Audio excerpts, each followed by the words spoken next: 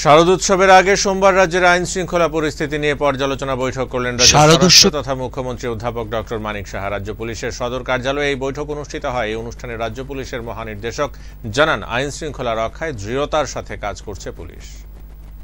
শারদোৎসবের আগে সোমবার রাজ্যের আইনশৃঙ্খলা পরিস্থিতি নিয়ে পর্যালোচনা বৈঠক করলেন রাজ্যের স্বরাষ্ট্রমন্ত্রী তথা মুখ্যমন্ত্রী অধ্যাপক ডক্টর মানিক সাহা। রাজ্য পুলিশের সদর কার্যালয়ে এই বৈঠক অনুষ্ঠিত হয়। বৈঠকে উপস্থিত ছিলেন রাজ্য পুলিশের মহানির্দেশক অমিতাভ রঞ্জন, মুখ্য সচিব JK সিনহা সহ অন্যান্য উচ্চপদস্থ আধিকারিকগণ। বৈঠকে রাজ্যের সার্বিক আইনশৃঙ্খলা পরিস্থিতি নিয়ে বিস্তারিত আলোচনা হয়। এদিন বৈঠক শেষে মুখ্যমন্ত্রী জানান, একটা সময় ছিল মানুষ ভয় পেতেন থানায় গিয়ে সুষ্ঠু বিচার পাবেন কিনা সে বিষয় নিয়ে। এখন আর সেই সময় নেই। পুলিশকে স্পষ্ট নির্দেশ দেওয়া হয়েছে, মানুষ থানায় এলে তাদের সাথে ভালো ব্যবহার করতে হবে। তাদের FIR হোক বা GD এন্ট্রি হোক তা গ্রহণ করতে হবে। মুখ্যমন্ত্রী বলেন, রাজ্য পুলিশের 150 বছরের অভিজ্ঞতা সম্পন্ন 150 বছরের অভিজ্ঞতা সম্পন্ন পুলিশ দেশের অন্যান্য রাজ্যে খুব কমই রয়েছে বলে জানান মুখ্যমন্ত্রী। তিনি জানান, ত্রিপুরাকে মানব পাচার আর নেশা দ্রব্য পাচারের ক্ষেত্রে করিডোর হিসেবে বেছে নিয়েছে সমাজদ্রোহীরা। তাই সমাজদ্রোহীদের খুঁজে বের করতে পুলিশের যেন কোথাও কোনো খামতি না থাকে।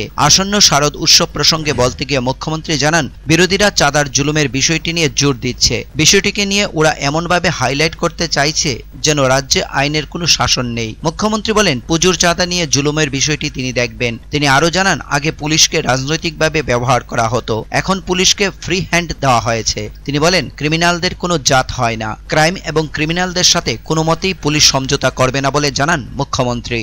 নিয়ে চাঁদার বিষয় নিয়ে বলছেন, আমি বলছি, কিন্তু এখন আমি দেখলাম আমরা এতগুলো অ্যাকশন নিলাম, আপনারা দেখেছেন একটা ক্লাব এবং আরেকটা, তারপরেও মানে এটাকে বিরোধী পক্ষ থেকে এটার ভিতরে বেশি জোর দিচ্ছে।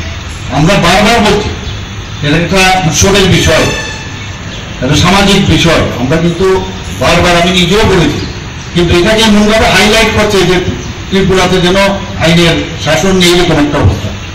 আমরা সেটা দেখবো, আমি বলেছি, এবং আমি এটাও ওনাদেরকে নির্দেশ দিয়েছি যে সমস্ত সিনিয়র পুলিশ অফিসাররা, সেটা ডিজিপি হোক, তার নেক্সট এরিয়াতে যেন মানে সাবঅর্ডিনেট যে এরিয়াগুলো আছে সেখানে নিয়মিত যেন টহল দেয়, নিয়মিত যেন ইনভেস্ট মানে সেখানে ভিজিট করে, এবং তার নেক্সট টু নেক্সট এইভাবে করতে করতে সব জায়গায় যেন পুলিশ অফিসাররা, সিনিয়র পুলিশ অফিসাররা বরাবর যেন সেখানে দেয়। তাতে কি হয়, সেখানে ধরুন থানা, সেখানকার যে বিভিন্ন বিষয় আছে, গাড়ি ঠিক আছে কিনা।